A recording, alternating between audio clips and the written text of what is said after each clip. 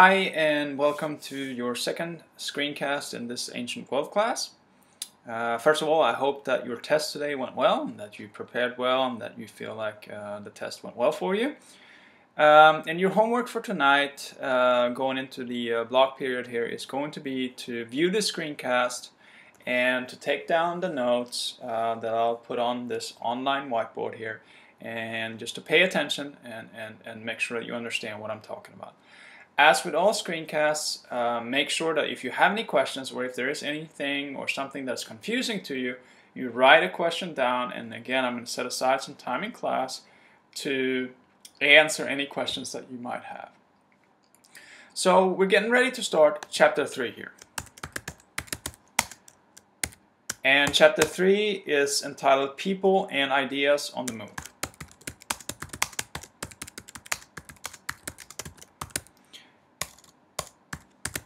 And this is a good title here because the first kind of segment of this chapter, the first section of this chapter, deals with how we have these civilizations that we looked at in chapter 2, Egypt and Mesopotamia and the Indus River Valley and China.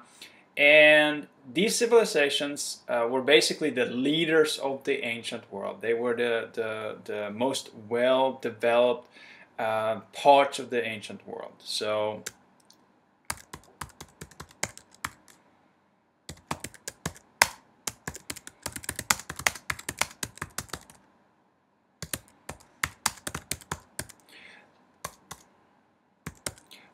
the civilizations were the leaders of the ancient world, and as you might be able to figure out, the fact that these societies were so well developed meant that they would attract other people.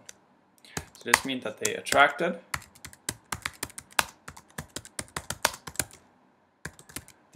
nomadic people, people that had not settled down yet, because that's still the case here as these civilizations are developing. There are still people that are nomads, kind of like way back in the Paleolithic times.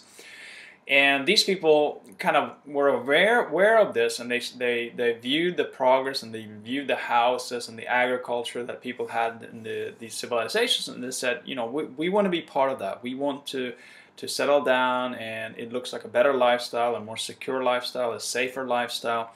So these civilizations attracted a lot of nomadic people. And we have especially one group of nomadic people called the Indo-Europeans.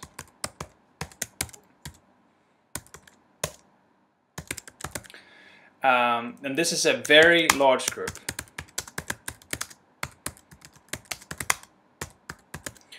Of nomads, very large group of nomads, and I have this map here for you.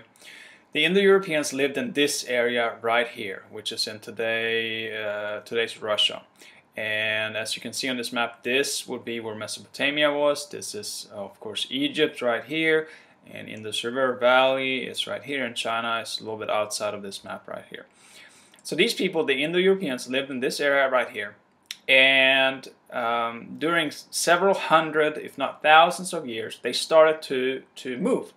They started to be drawn to these civilizations. Some went into China, some went into Europe, some went into Mesopotamia, and they started to move into these areas. And we are going to look at one of these groups that moved into the area that was previously controlled by the Mesopotamians. So around 1750 BCE, we have a group of Indo-Europeans that moved into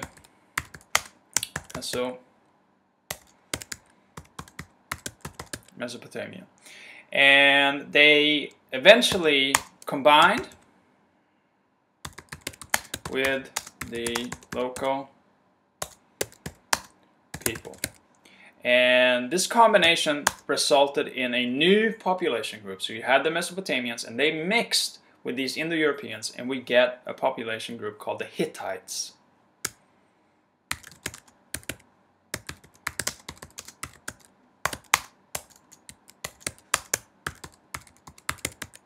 So the Hittites will be the main topic of today. So again, the Hittites They're a combination of the Indo-Europeans and the people in Mesopotamia. So it takes about 300, 350 years for the Indo-Europeans to fully mix with the Mesopotamians or the Sumerians, but by 1460 we have this is 1460 BCE, of course, we have a Hittite empire that's being started. And this started as a very small empire, but expanded over time, and it's going to last until 1200 BCE. So it lasted for quite a long time, almost 300 years, about 260 years. So the Hittites were an interesting people. For one thing, they were not afraid to borrow ideas from others. So they were not afraid to borrow ideas from others. And this might sound to you as it's kind of self-explanatory, but back in ancient times, this didn't always happen. A lot of times, rival civilizations would not really borrow ideas from one another. Instead, they would compete with one another. But the Hittites said, well, you know, if these people know how to do something better than we do, let's adopt their ways. Let's adopt their technology. Let's adopt their whatever it might be, and it'll make us better. So they were very kind of humble in that sense, and they never thought that they knew better than anybody else how to do something.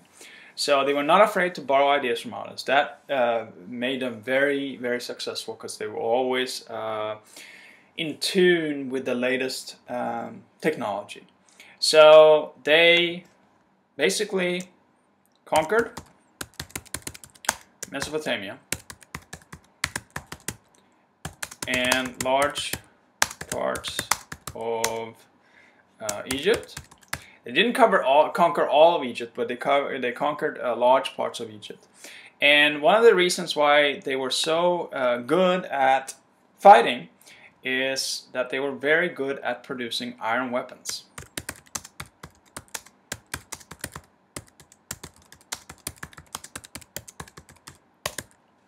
At this point, a lot of civilizations are still fighting with bronze weapons, but the Hittites were really the first ones to figure out that if you produce high-quality iron weapons, they're going to be a lot stronger than the bronze weapons. So because of that, they were able to conquer a lot of people. The other thing that they were very good, and this is a remarkable invention, is that they fought in chariots. They were the first ones to develop the chariot, and they were able to fight in the chariot. So again, this gave them a huge advantage because they could move a lot quicker, as I'm sure you can imagine, than the enemies that they were fighting. So for about 250, 260 years, the Hittites were dominant. And I have a map here to show you. This is the Hittite kingdom or the Hittite empire.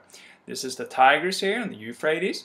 And the Hittites put together a good area here. Some of these territories had previously been controlled by Egypt. Some had been controlled by Mesopotamia.